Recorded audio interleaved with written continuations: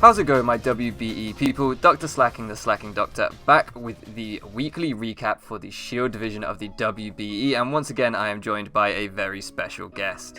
Yo, what is up, everyone? It's T-Pain Sock here, back with the Shield division recaps for another week, I guess.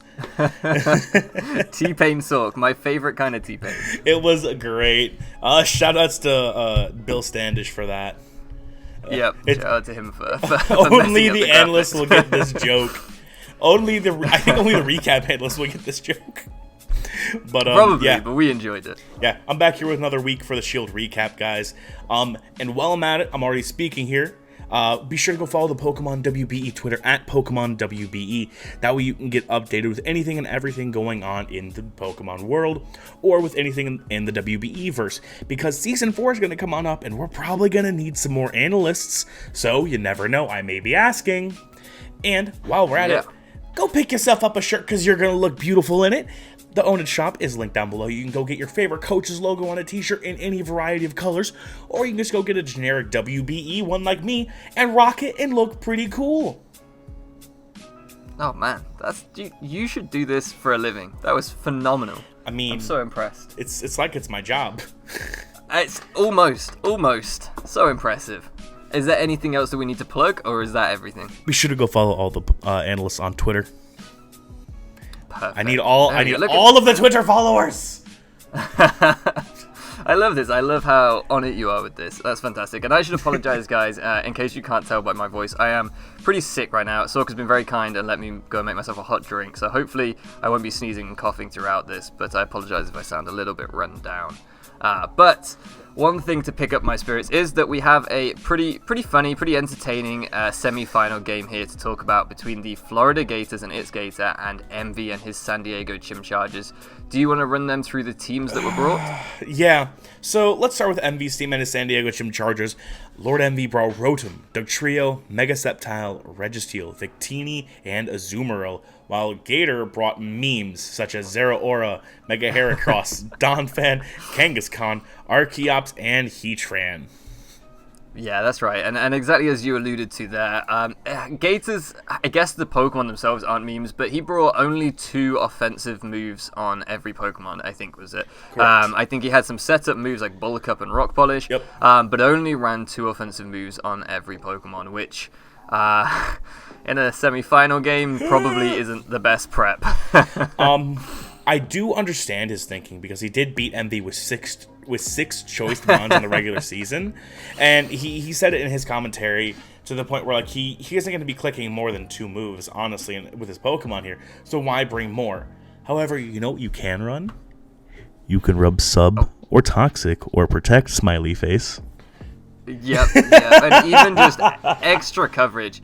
Like, for example, a Heatran that set up on the Victini, taking advantage of it quite well, but then couldn't even hit the Victini anyway, was kind of lackluster. And a Donphan in this game that couldn't touch several Pokemon really put him in a tough spot. But, yeah, do you want to offer your analysis of what you thought of what Envy brought? Because I feel like Envy's sets do really deserve some praise and some note. Yeah, my favorite set of his was actually the Rotom. I thought Reflect Rotom was super good this game. I thought it had a really good merit because when you look at Gator's team, there's the Archeops that's going to do damage. You know, Donphan's going to be there, Mega Heracross, Zeraora, like a bunch of his Pokemon are just physically heavily hitting.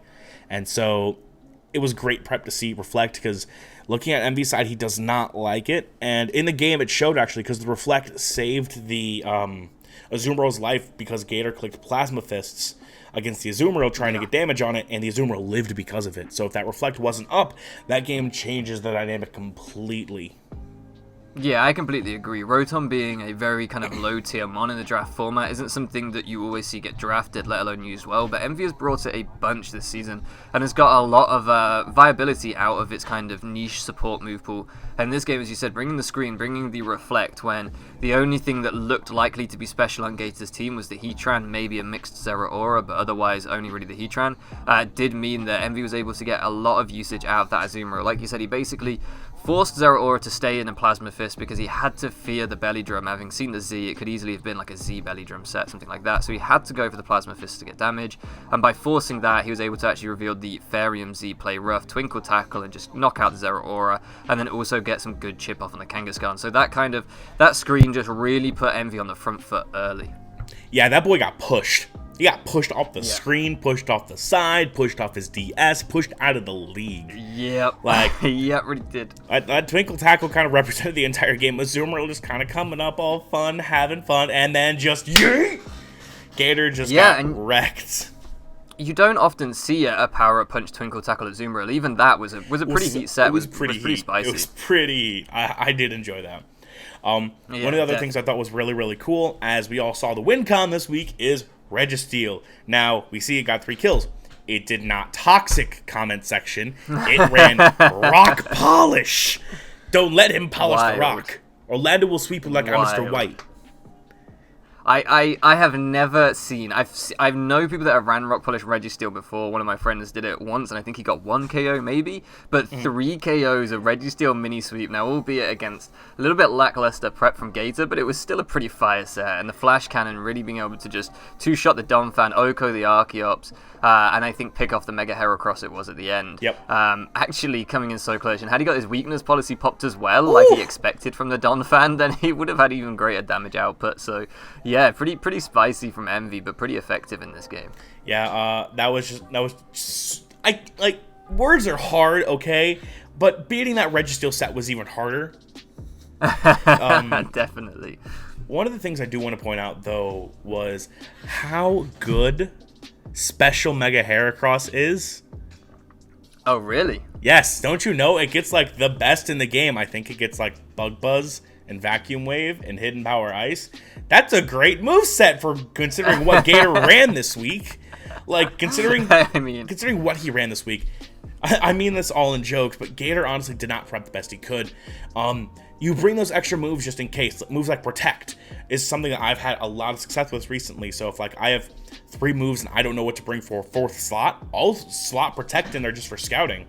And it's won me a couple of games recently that just protecting to scout out. Oh, he has a Z move. Look, a Protect. Yep. Or even just seeing with mons that are choice locked what they want to choice lock into, scouting for coverage from different things. I agree with you. It can be a really, really useful move. Even stalling out turns of Reflect from the Rotom potentially. We did see the Kangaskhan clicking Fake Out just to kill a turn of Reflect as well. Yep. So I completely agree with you that we all laugh about it because what else can you do? It was entertaining, and I understand that Gator, having played a lot of Pokemon this generation, came into WBE wanting to have more fun. He drafted originally a Mimia draft, which he then traded to make it actually viable. But still, definitely in a semi-final game like this, the prep just wasn't there to win it. I know he says that he's won games on the ladder with two move slots mons, 1 move slot mons, but this is a different opposition. Going against MV when he's prepping his heart out to try and beat Gator for the first time, he was always going to have an uphill battle. And you know, full credit to MV for doing that. He did prep well for this game. He did bring good sets, and I think he's fully deserving of his place in the final. Yeah. However, MV in a finals is laughable. Nothing against MV. But I think he's 0-3 in his finals appearances, from my knowledge. Dude, I think you might be right. Dude sees a finals and just kind of like steps back a little bit, kind of puts his arm up in defensive manner. He's just like, I'm good here. I'll let someone else take that trophy. Well, this might be it, right? This is his potential last chance of Gen 7 before Sword and Shield comes out to claim himself a championship. And obviously he's coming up against a very scary opponent in the final, but I think he'll be very motivated. It'll be interesting to see. Yeah, and if you guys want to go see who he's playing, be sure to go check out my weekly recap show, the Sword Division that I host with JB. It's already up on the WBE channel. Go toss that a look at, I guess would be the correct terminology to use. Yeah, absolutely. I think that both of these semi-final games are entertaining for different reasons. The Sword Division perhaps had a more competitive thinking man's semi-final, maybe. This one had a lot of KOs very quickly, very aggressive, and some memes to laugh at too. So different kinds of entertainment here, but it's all entertaining. Though, going to one final note I have on MV's side here.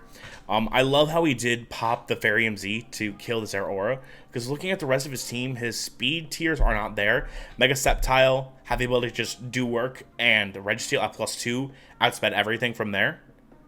Yeah, So absolutely. bopping the Zera Aura early was such great for MV, and I think killing the Zera Aura just kind of lost Gator the game right there because they had really nothing else to beat up on. Yeah, I completely agree, and I think the way that MV did it by bringing the Azumarill on a predicted knockoff, which was a pretty aggressive play to bring an Azumarill hard in on the Zero Aura, showing that he was Z-move to basically force Gator's hand. Gator made 100% the right play plasma fisting the Azumarill. He couldn't let that thing just belly drum up and sweep his whole team, so he had to go for damage with a plasma fist. But MV, by forcing that, as you said, by turn 2, was pretty much knew he was going to win the game once he took that Zero Aura. And that's, you kind of hear top draft league players talk about positioning and positioning their pieces correctly, and that was a really great example of an early game position where MV just said to Gator, this is almost checkmate right now, you have to give me your Zero Aura or let me belly drum. So definitely great play by him. It was a strong 50-50 turn that MV kind of forced early. I don't remember if he had belly drum. He didn't. He was knockoff, Aqua Jet, power up punch, and play rough, but there was no way of Gator knowing that. Yeah, and so going from Gator's point of view, it's like, if it sets up, I don't have an Aqua Jet switch in at all, so I just kind of lose. So I guess I gotta attack and lose my Zero Aura. Look at his team. I mean, Zero Aura, Mega Heracross, Donphan, Kangaskhan, Archeops, Heatran. There's a lot of water weaknesses there. There's a lot of fairy weaknesses there, and not a lot of resist. He didn't bring the Celebi or anything like that. So yeah, he would have just got 6-0'd if he had let that thing set up. I guess my final note on Gator's team would be 7.8 out of 10. Not enough water resists. Yes, exactly. I think that's a perfect way to summarize this one. But yeah, that is all my personal notes. MV is in that finals game. We'll see if he can bring home a belt. He plays the winner of Invivid Color versus Wolfglick, the returning two-time defended champion. Shout out if you get the reference. Yep, and whoever makes it through to the final to play against Envy, like I said, go and check out the weekly recap if you want to know, or go watch their videos, of course. But whoever makes it through, I think we have a very, very exciting final in prospect, and I believe all 4 of the weekly recap analysts are going to try and get together to do some analysis for that game. So hopefully you will have all 4 of us in a call talking about that one when it happens, which should be super, super exciting. It is going to be super fun. I am having fun coordinating this.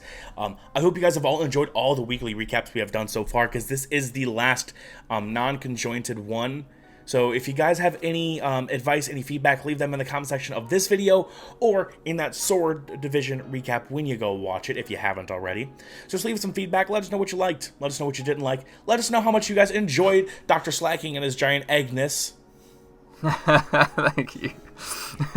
And let us know how we can improve going forward as well, because of course I should think a lot of the analyst team will be wanting to return for future seasons. I know that I've thoroughly enjoyed my time with the WBE, so if you guys can let us know how all of us can improve and what you want to see going forward, we want to just go strength to strength. I think this WBE season has kind of set a high bar for what Wi-Fi draft leagues can do in this community, and it's just been great to be a part of, but that doesn't mean that we can't still improve. Oh yeah, there's always room for improvement. And we would appreciate it if you guys let us know what you thought. And that's on any episode, anything we do here on the WBE channel. Let us know your thoughts. Be sure to leave a rating down below, whether you loved it, you hated it, and let us know why. Also, be sure to smash that subscribe button, because YouTube's algorithm is perfect. And ring the notification bell, that way you can be sure to get notified whenever we post another video, because you don't want to miss out on any of the crazy WBE content. And with that, I have all my stuff out of the way. Yep, me too. So thank you so much for loafing around with us, guys, and we'll catch you again next time. Peace out, Scouts.